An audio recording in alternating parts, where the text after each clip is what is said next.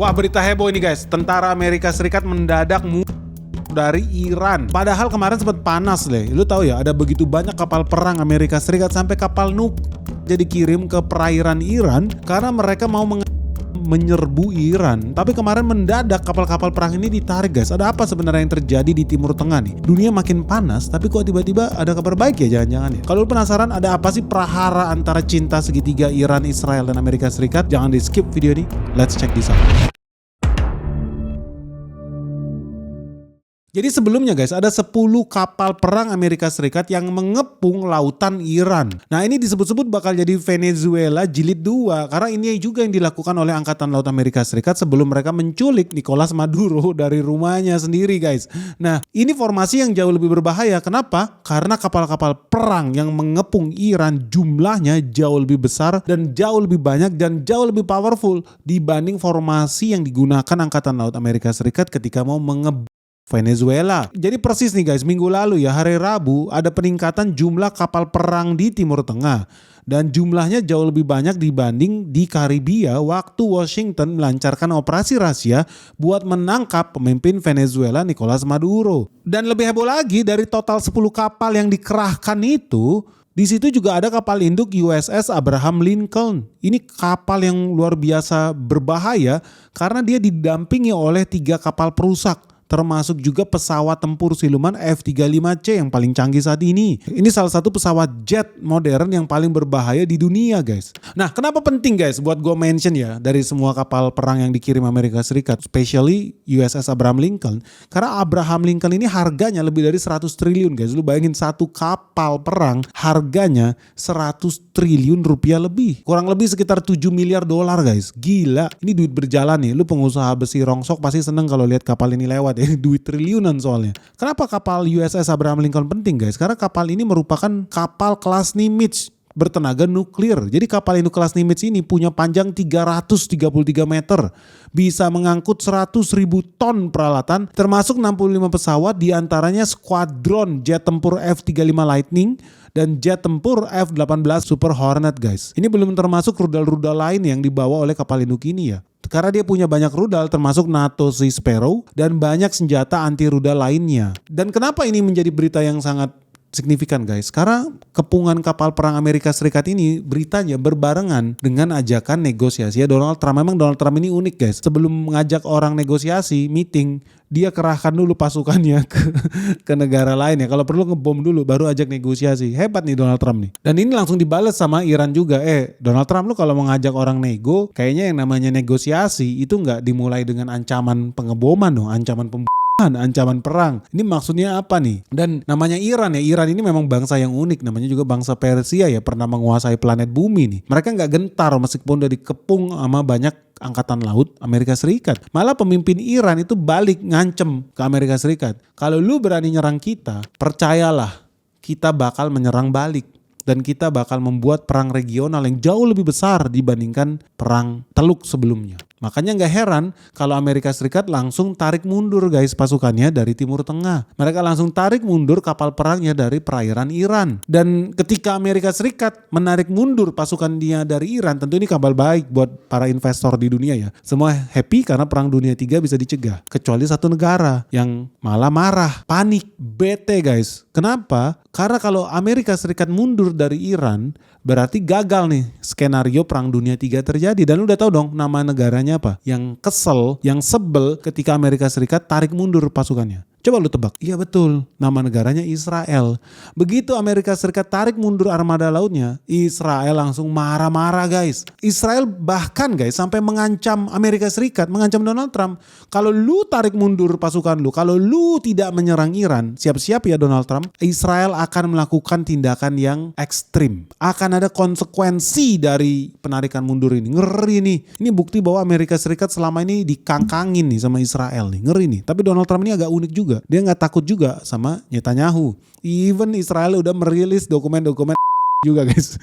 Donald Trump tetap maju dengan gayanya sendiri. Dan Israel itu gak malu-malu bilang bahwa Israel lebih menginginkan agar Amerika Serikat menyerang Iran. Dan ini udah mereka lakukan sejak bertahun-tahun lalu guys. Siapapun presiden Amerika Serikat, Barack Obama, Bill Clinton, George Bush, sampai Donald Trump, mereka semua selalu diarahkan nih sama Israel buat gila nih, ada apa sebetulnya? Apa yang diinginkan oleh mereka ya? Sampai mereka tuh kayaknya pengen banget terjadi perang dunia 3 guys. Apa ini ada hubungannya ya dengan rencana Israel untuk menciptakan The Greater Israel? Seperti yang diungkap oleh The Times of Israel, surat kabar ternama dari Israel. Dia berulang kali bilang tentang ide menciptakan Israel Raya seperti Great Britain, tapi ini Greater Israel. Dan ini bikin banyak orang-orang di Timur Tengah kalang kabut. Mereka juga takut jangan-jangan apa yang dibilang Iran selama ini benar. Bahwa apa? Greater Israel merupakan ideologi Zionis untuk memperluas wilayah mereka mulai dari Palestina hingga Turki. Dan makanya Israel itu marah dengan Iran karena lu tahu ya, rencana Greater Israel ini, Israel Raya ini gak bakal jadi kenyataan guys. Kalau Iran punya senjata nuklir. Kalau Iran berhasil menjadi negara yang memiliki kualitas persenjataan nomor wahid di Timur Tengah. Makanya Israel selalu berupaya dengan segala cara supaya Iran ini dibom. Kembali ke zaman Flintstone guys. Tapi by the way guys, jujur aja lah, emangnya Iran tuh udah punya nuklir apa belum sih? Jujur aja nih, sebetulnya Iran tuh belum punya nuklir. Tapi Iran memang punya uranium.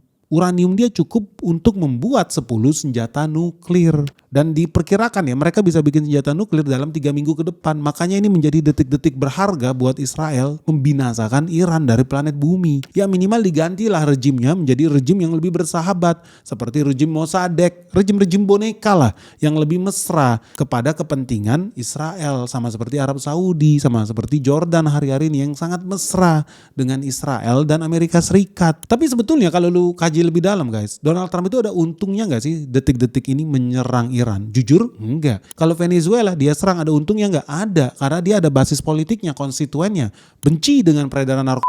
Ada alasan itu di Venezuela. Yang kedua, mereka butuh minyak dengan harga lebih murah. Minyak kategori heavy crude oil yang dimiliki Venezuela. Ada benefitnya, ada, orang mereka satu benua tinggal nyebrang doang nyampe itu barang. Tapi sekarang mereka udah punya cadangan minyak yang cukup dengan mengakuisisi Venezuela. Apa kelebihannya Iran sehingga Donald Trump, Amerika Serikat wajib ambil alih Iran? Jujur detik ini udah gak ada benefit buat mereka. Gak ada keuntungan bagi Donald Trump buat eksekusi Iran. Tapi sebaliknya buat Israel ada. Karena Benjamin Netanyahu selama ini bisa menjadi Perdana Menteri bertahun-tahun di Israel berkuasa. Kenapa? Karena dia membangun retorika tentang Iran adalah ancaman bersama. Iran mau membunuh Israel, Iran punya nuklir, Iran itu berbahaya. Itu retorika yang dibangun dia sebagai politisi. Namanya politisi takut sama apa? Pemilu. Takut gak dicoblos lagi. Dan ini penting karena ini janji politik dia. Kalau Iran berhenti menjadi ancaman, orang gak punya ketakutan terhadap Iran, dia nggak dipilih lagi. Makanya dia harus bangun retorika ini terus supaya dia dipilih terus jadi Perdana Menteri di sana. Inilah konsekuensi lu punya partai politik begitu banyak, punya sistem pemilu demokrasi, ujung-ujungnya apa? Manipulasi suara. Dan ini wajib dilakukan karena dia udah kadung janji sama konstituennya. Kalau gua dipilih, gua bakal Iran, gue bakal ngebom Iran. Ya konsekuensinya fatal kalau dia tidak bom Iran. Tapi sebaliknya Donald Trump, ketika dia ngebom Iran, apakah pencoblos dia berbanyak? Apakah pencoblos dia happy? Apakah orang yang akan mencoblos Partai Republik akan tambah banyak? Tidak. Tidak ada keuntungan bagi konstituen Partai Republik, tidak ada keuntungan bagi konstituen Donald Trump kalau Amerika Serikat nyerbu Iran hari ini. Makanya gak usah heran juga kalau mereka tarik mundur. Dan ini membuat Benjamin Netanyahu kalang kabut, bisa kalah dia di dalam pemilu. Makanya jangan heran, walaupun situasi sudah semakin membaik, tetapi Israel akan lakukan segala cara supaya situasi tetap degang. Apalagi mereka udah ngasih ancaman sama Amerika Serikat, ada konsekuensinya. Artinya ini pertanda guys. Sama seperti menara WTC yang meledak tuh guys. Artinya akan ada lagi nih serangan di bumi pertiwi Amerika Serikat. Supaya Amerika Serikat terprovokasi menyerang Iran. Hal yang sama udah dilakukan ketika Amerika Serikat menyerang Afghanistan, ketika Amerika Serikat menyerang Irak, dan banyak negara-negara lain. Sama, artinya teman-teman harus lihat ya, inilah ramalannya Benix. Sebentar lagi akan terjadi serangan yang mentargetkan warga negara Amerika Serikat sendiri. Supaya tentara Amerika Serikat dijebak untuk menyerang Iran. Karena apa? Terpaksa menyerang Iran. Ngeri ini guys. Jadi kenyataan gak ramalan Benix menurut lo? Coba lu tulis di kolom komentar di bawah ini. Tapi situasi yang sama juga sebetulnya terjadi di Iran guys. Lu tahu sendiri lah, Khomeini jadi rejim penguasa karena apa? Ayatollah ini. Karena mereka bangun retorika yang sama juga. Bahwa apa? Ketika mereka berkuasa mereka bilang Amerika itu Israel juga iblis. Mereka selalu bilang berulang-ulang apa death to Amerika, death to Israel. Sama-sama nih rejim ini udah berjanji juga sama konstituennya. Dan itu menjadi basis ideologis mereka hari ini berkuasa. Apa? Ya kalau mereka berkuasa mereka akan menghancurkan Israel. Artinya itu udah menjadi janji politiknya Iran juga guys, rejim yang sekarang. Jadi mereka pun sekarang terjebak dengan janji politiknya sendiri kepada konstituennya. Jadi lu bayangkan ya kalau hari ini lu jadi Khomeini, lu juga bingung. Kalau lu terlalu dekat bermesraan sama Amerika Serikat seperti Arab Saudi, shake hand lu sama Amerika Serikat, sama Israel, apa yang terjadi? Rejim lu guling, rejim lu collapse, hancur, lu gak berkuasa lagi. Semua orang senang jadi penguasa guys. Nah, artinya Iran juga punya kepentingan membangun retorika yang sama. Apa? Menghancurkan Israel. Nah ini gawat ini. Semuanya udah terkunci dengan janji politiknya masing-masing. Padahal gue yakin Iran pun sebetulnya yakin lah, mereka pun tahu kalau perang sama Amerika kalah mereka ini. Tapi mereka juga harus merawat konstituennya karena mereka tetap ingin berkuasa sebagai rejim di sana. Pusing ya guys ya, pusing.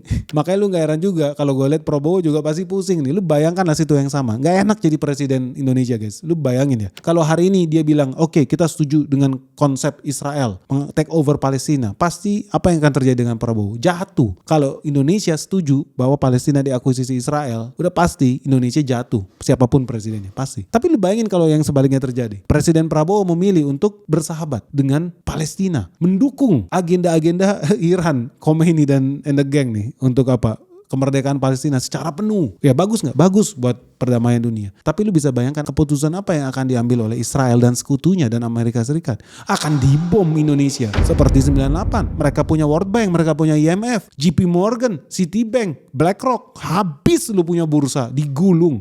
Mereka punya US dollar, hancur mata uang rupiah dibikin. So lu bayangkan kalau jadi presiden Indonesia. Apa yang lu akan lakukan? Pro Israel atau anti Israel? Pro Amerika atau anti Amerika? Pusing banget. Jadi udah tahu dong apa yang sebaiknya dilakukan negara kita. Memang harus milih kubu, iya, tapi bukan sekarang. Ada waktunya. Sekarang apa? Politik jalan tengah. Pinter-pinter ambil hati Xi Jinping, pinter-pinter ambil hati Amerika Serikat, pinter-pinter manage isu Palestina. Kenapa? Karena apapun keputusan yang diambil selalu ada bahan buat memecah belah bangsa Indonesia. Kalau lu terlalu mendukung Barat, apa yang terjadi? Pendukung Palestina di Indonesia akan marah. Terguling rejim ini. Bubar pemerintahan ini. Serius. Tapi kalau lu terlalu dekat ke anti Israel, anti Barat, apa yang terjadi? Terguling juga lu oleh JP Morgan, BlackRock dan kawan-kawan. Dibombardir kita punya ekonomi. So kalau lu jadi Presiden Prabowo, keputusan apa yang lu bakal ambil? Coba kasih tulis di kolom komentar sih. Siapa tahu lu di sini ada yang lebih pinter kan dibanding presiden kita. Kasih saran lu di sini. Ini situasi detik-detik menegangkan guys. Karena kita betul-betul sudah memasuki era Perang Dunia 3. By the way guys, kenapa situasi ini penting? Kenapa gue mendadak bikin video tentang Iran ya? Karena gini, ini ada hubungannya juga dengan yang namanya sektor maritim. Lu tahu ya, kenapa Iran itu penting? Iran itu menguasai Selat Hormuz. Selat Hormuz di Timur Tengah ini penting sekali karena 20% arus minyak dunia itu berasal dari Selat Hormuz. Kenapa? Karena Selat Hormuz ini semua minyak yang keluar dari Iran, Arab Saudi, Qatar, Uni Emirat Arab, Bahrain, Kuwait, semua lewat Selat Hormuz. Lu bayangkan 20% alias 1/5, 1 dari 5 minyak yang beredar di dunia ini berasal dari Selat Hormuz. Kalau Iran dibom, lu siap-siap ya, Iran itu bakal ambil tindakan yang ekstrim juga. Ditutup Selat Hormuz, tebar ranjau laut di sana. Gerakin pasukan-pasukan yang dia miliki di Yemen, kelar itu. Mati itu selat. Apa yang terjadi? Harga minyak dunia bakal... Good news guys, ada kabar spesial buat kalian semua karena Sekolah Saham BNX Season 9 akan segera dimulai kembali. Dan tema kali ini sangat menarik, khususnya buat teman-teman investor pemula di IHSG yang masih belum tahu gimana sih saham-saham yang bagus, gimana sih cara melakukan perhitungan analisis laporan keuangan secara fundamental. Ini saat yang baik untuk mendaftarkan diri kalian sekarang juga. Karena di sini kita bakal belajar gimana cara menilai suatu saham, cara menilai suatu emiten, baik dari segi bisnisnya maupun dari segi catatan keuangannya. Sampai menghubungkan itu semua dengan analisis ekonomi makro. Dan yang bikin lebih seru lagi, di tema kali ini kita bakal bahas proyek Danantara. Gila nih, duitnya triliunan guys. Dan kita bakal bahas ini dengan lebih detail lagi di Sekolah Saham BNX Season 9. Dan buat kamu yang masih bingung gimana sih caranya profit di IHSG, kenapa sih penting untuk menjadi investor saham, lu bisa pakai kalkulator investasinya BNX yang ada di www.sekolahsahambenix.com. Di situ lu bisa tentukan target investasimu berapa. Lu pengen jadi miliarder di usia berapa? Lu pengen jadi triliuner di tahun keberapa? Dan dari sana lu bisa hitung gimana caranya bisa mendulang profit dari cuan di IHSG. So buat kamu yang belum bergabung di season sebelumnya, ini adalah kesempatan langka karena sekarang harganya diskon jadi 9 jutaan saja alias diskon 25% guys. Ingat ya, ini diskon 25% hanya untuk 25 pendaftar pertama. Jadi tunggu apa lagi? Segera daftarkan dirimu sekarang juga melalui nomor WhatsApp yang ada di bawah ini 0811 868 959 atau bisa juga kunjungi website Sekolah Saham Benix di www.sekolahsahambenix.com. Yo guys, segera daftarkan dirimu sekarang juga. Sampai ketemu ya di Sekolah Saham Benix season 9 yang akan segera dimulai di tanggal 7 Maret 2026. Oke guys, segera daftarkan dirimu sekarang juga. Sampai ketemu ya.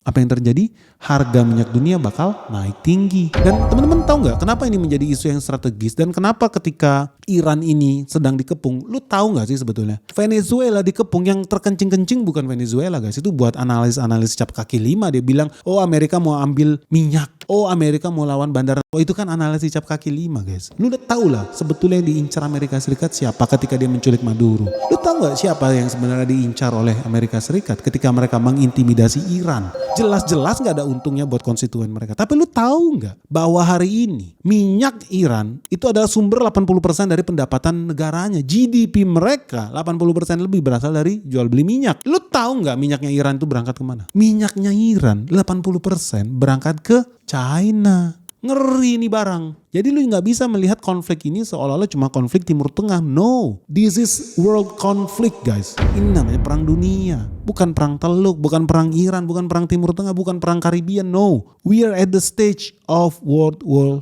III guys. Perang dunia 3. Faktanya, Cina adalah pembeli terbesar minyak bumi Iran. Lu bayangkan 89% minyak produksi Iran dibeli sama China. So teman-teman, ini adalah kode keras. Buat siapa? Bukan buat Ayatollah Khomeini, kagak, negara miskin. Lu tahu APBN dia berapa? Mereka APBN-nya cuma 1.000 triliun. Combro. Jadi lu bandingkan ya negara Iran ini ya kecil banget, apalagi kalau lu tahu Indonesia 3.000 triliun lebih guys pendapatan negara. Jadi Iran ini nothing lah sebetulnya. Dan dari sini lu tahu bahwa yang sedang diincar bukan Iran. Dan kalau lu pahami lebih detail lagi, inget ya, tadi kan gue bilang sumber minyak dunia 20% dari Selat Hormuz. Di situ apa? Ada Bahrain, Kuwait, Uni Emirat, termasuk Arab Saudi. Dari situ lu udah tahu, artinya penting banget Selat Hormuz ini bukan cuma bagi Iran loh, tapi juga bagi dunia dan China. So, kenapa kita bikin video ini? Karena gue udah berulang kali ya, gue mau kasih peringatan nih buat pemerintahan Indonesia. Mereka melakukan kesalahan yang fatal nih. Pemerintah kita melakukan kesalahan yang fatal dengan menghentikan subsidi mobil listrik. Kenapa kesalahan yang fatal? Berulang kali gue bilang, ketika terjadi konflik di Timur Tengah, Selat Hormuz tadi gue bilang, 20% minyak dunia lewat sana. Artinya apa dong? Ketika terjadi konflik, harga minyak dunia bakal naik. Kalau harga minyak dunia bakal naik, apa yang terjadi? Indonesia akan impor BBM dengan harga yang jauh lebih mahal lagi. Dan kalau Indonesia impor BBM lebih mahal lagi, artinya apa? Bayarnya pakai apa? Bayarnya pakai dolar. Kita gadaikan rupiah kita, beli dolar, dolarnya kita pakai buat belanja minyak dari Timur Tengah. Begitu nyampe Indonesia, kita bakar ini minyak. Konyol banget, duit kita bakar. Itulah kebodohannya kita, terjebak dengan mobil-mobil bensin dinosaurus ini. Dan pemerintah harus siap, begitu terjadi konflik, APBN kita bakal crash. Kenapa crash? Karena kita subsidi. Rakyat akan berontak kalau harga minyak dunia naik, harga BBM juga naik. Berontak, gak stabil negara kita jadinya. Artinya apa guys? Tambah bingung lagi nih pemerintah nih. Harus mendukung Iran atau mendukung Amerika Serikat dan Israel? Coba lu pikir jadi presiden Indonesia, emang enak? Pusing guys. Pusing, ini detik-detik menegangkan ini. Dan teman-teman tahu kenapa ini fatal ya? Subsidi BBM kita itu ratusan triliun guys. Dalam kondisi rupiah melemah, pertama. Dan yang kedua, harga minyak naik, kita udah bikin formulanya. Defisit APBN kita bakal makin melebar. Kita perkirakan kalau harga minyak dunia naik 20% dari $70 apa yang terjadi? Duit negara nggak bakal cukup. Negara harus nambah lagi defisitnya minimal 40 triliun setahun. Supaya apa? Makin banyak orang-orang Indonesia pengkhianat bangsa yang hari ini pakai mobil, pakai solar, pakai bensin, bahan-bahan impor, memperkaya orang Singapura, memperkaya mafia Malaysia, memperkaya raja-raja Timur Tengah. Karena kita dibodoh-bodohin terus. Harus pakai minyak bumi. Padahal hari ini udah ada mobil listrik, bisa jalan pakai batu bara. Batu baranya 100% made in Indonesia. Harus hati-hati guys. Dan ini penting ya buat teman-teman investor khususnya. Mencermati kejadian di Hormuz, di Iran. Karena suka gak suka itu akan mempengaruhi nasib kantong lu, perekonomian negara kita. Jangan sampai habis duit kita buat subsidi bensin. Selama ini orang bilang buat apa mensubsidi mobil listrik buat orang kaya? Bukan itu. Lu harus pikir, buat apa subsidi mobil bensin? Memperkaya kaisar Jepang. Yang paling menikmati subsidi bensin kita kaisar Jepang. Lu kira kita udah bebas merdeka tahun 1945? Enggak, sekarang 2026. Kita tetap dijajah sama mereka. Masa sih kita mensubsidi ratusan triliun yang menikmati siapa? Orang Jepang. Nggak masuk akal. Setuju nggak lu? Kalau kita mulai kurangin lah subsidi mobil Jepang. Justru kita harus subsidi mobil listrik. Harus, wajib. Dan lu pernah curiga gak sih? Kenapa sampai detik ini perusahaan-perusahaan Jepang itu anti banget bikin mobil listrik? Lu pernah bertanya-tanya gak misteri ini? Lu setuju gak kalau kita bikin di video selanjutnya? Kenapa sengaja mereka menunda mobil listrik? Apa jangan-jangan ada permainan mata antara mafia minyak dengan kaisar Jepang? Lu setuju gak kalau kita bahas di video selanjutnya? Dan yang paling penting guys, coba lu jawab. Menurut lu, apa tujuan sebenarnya Amerika Serikat menyerang Iran? Padahal Iran gak ada bisnis guys seperti Venezuela. Menurut lu apa tujuan sebenarnya? Tulis dong di kolom komentar ini. Dan menurut lu apakah pertikaian antara Iran versus Amerika dan Israel ini bakal terus berlanjut atau justru bakal berakhir damai nih tanpa harus berperang? Tadi udah gue bilang konstituen mereka udah kadung makan janji politiknya sadis nih dua-duanya dan mereka pasti pengen terus berusaha tetap berkuasa. Dan yang paling penting guys, menurut lu ada hubungannya gak sih peristiwa tersebarnya file Epstein itu dengan penarikan armada kapal perang Amerika Serikat di Iran? Menarik nih guys. Dan yang paling penting buat teman-teman investor, jangan lupa ya, ini kan channel investasi. Menurut kalian, kalau Selat Hormuz betul-betul ditutup sesuai skenario Benix, emiten apa di Indonesia yang bakal paling diuntungkan dan paling dirugikan? Oke guys, segera tuliskan komentar dan pandangan kalian di kolom komentar yang ada di bawah ini. Jangan lupa like and share video Benix sebanyak-banyaknya. Subscribe sekarang juga buat lu yang belum subscribe. Salam sehat, salam cuan, bye-bye.